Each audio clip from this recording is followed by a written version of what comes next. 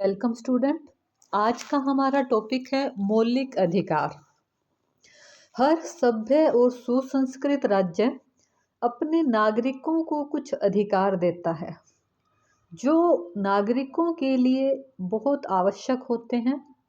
लोकतांत्रिक शासन व्यवस्था का मूल आधार ही व्यक्ति की उन्नति और व्यक्ति के अधिकारों द्वारा सुनिश्चित होती है। प्रजातंत्र नागरिक अधिकारों का आधार स्तंभ है। अतः प्रजातांत्रिक शासन व्यवस्था में नागरिक अधिकारों की विस्तृत और सकारात्मक व्यवस्था विशिष्ट लक्षण रहा है। तो जो भारतीय संविधान है उसके भाग 3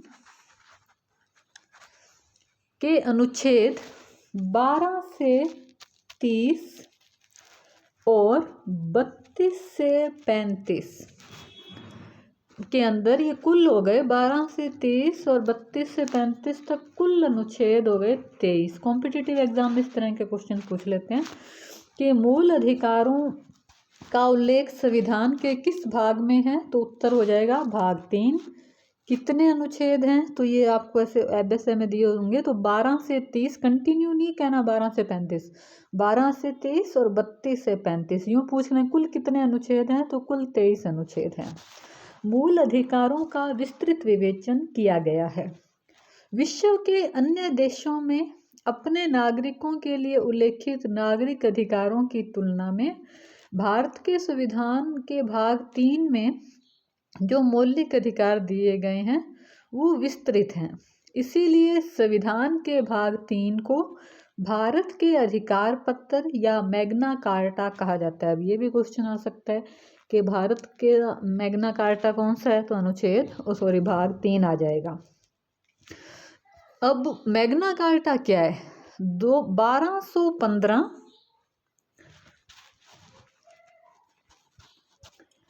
सन 1215 में ब्रिटेन की जनता ने सम्राट जॉन को प्राचीन स्वतंत्रताओं को मान्यता प्रदान करने के लिए मैग्ना कार्टा पर हस्ताक्षर करने के लिए बाध्य किया था। इसके बाद ब्रिटिश जनता ने 1689 में बिल ऑफ राइट्स दस्तावेज के माध्यम से महत्वपूर्ण स्वतंत्रताएं प्राप्त की थी। तो मैग्ना कार्टा ब्रिटेन के संविधान में मौलिक अधिकारों संबंधी उपबंध है, और बिल ऑफ राइट्स वो भी ब्रिटेन के संविधानों में है 1689 के अंदर।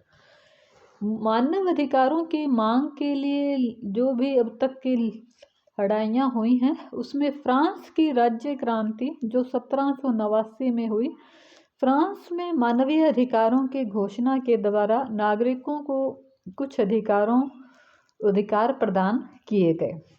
सर्वप्रथम जो अधिकार हैं वो संयुक्त राज्य अमेरिका में 1791 संवैधानिक अधिकारों का जो प्रावधान है वो हमें सबसे पहले अमेरिका में दिखता है 1791 में। पहले 10 संविधान संशोधनों के माध्यम से बिल ऑफ राइट्स के द्वारा मूल अधिकारों को संविधान का अंग बनाया गया। इस प्रकार अमेरिका है अपने नागरिक अधिकारों को संवैधानिक आधार पर अधिकार प्रदान करता है, और नागरिकों के लिए मानवाधिकारों की व्यवस्था है वो 10 दिसंबर 1948, ये भी कॉम्पिटिटिव एग्जाम में आ जाता है। मानवाधिकारों की घोषणा कब हुई, तो 10 दिसंबर 1948, इसीलिए 10 दिसंबर को मानवाधिकार दिवस मनाया जाता है। भारतीय संविधान में जो मूल अधिकारों की आज हम थोड़ी हिस्ट्री देख लेते हैं। भारत में मौलिक अधिकारों की सर्वप्रथम मांग है वो 1895 में संवैधानिक विधेयक के द्वारा की गई। राष्ट्रीय आंदोलन के दौरान ही समय समय पर भारतीयों द्वारा मौलिक अधिकारों की मांग की जाती रही। 1917 से 1919 के मध्य भारतीय राष्ट्रीय कांग्रेस ने ब्रिटिश शासकों से मांग की कि भारतीयों को भी अंग्रेजों के समान ही नागरिक अधिकार प्रदान किए जाएं। 1928 मोतीलाल नेहरू के द्वारा प्रस्तुत नेहरू प्रतिवेदन में भारतीयों को मूल अधिकार प्रदान करने की मांग की गई।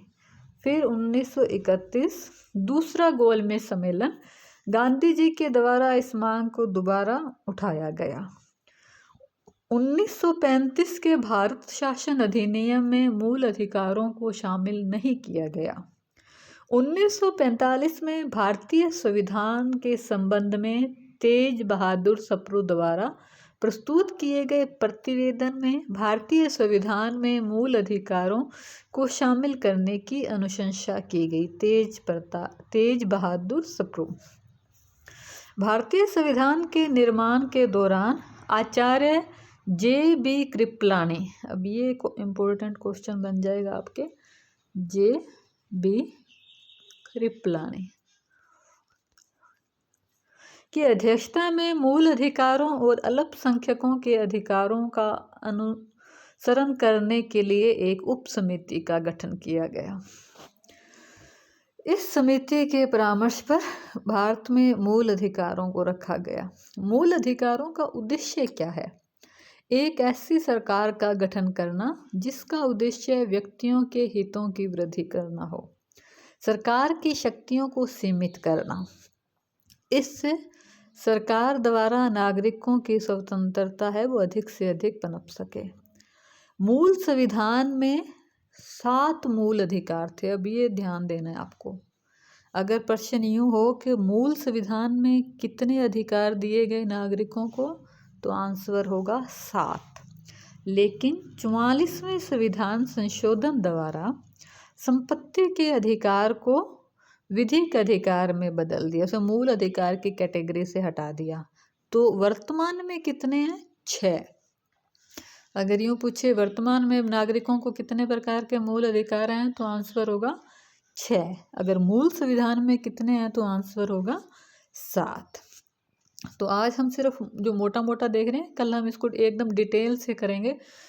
मैं चाहती हूँ कि आपके BA फर्स्ट ईयर के साथ साथ कॉम्पिटिटिव एग्ज़ाम के हिसाब से तैयारी हो, तो उस हिसाब से कौन कौन से क्वेश्चन बन सकते हैं, कैसे आएंगे, वो सब भी हम डिटेल से मैं ये टॉपिक करवाना चाहती हूँ आपको, मूल अधिकार, कर्तव्य वगैरह। तो आज हम पहले जो 6 मूल अधिकार हैं जो आप छठी से लेके 10th में भी होंगे आपके, ये आपने मतलब पढ़ा हुआ है, उसी के बारे में थोड़ा डिटेल देख रहे हैं। कल एक एक अनुच्छेद मतलब एक एक अधिकार, जैसे पहले समानता के अधिकार से संबंधित जितने संभावित क्वेश्चन हो सकते हैं वो सब देखेंगे, जो न्यायालय में बात थे वो देखेंगे।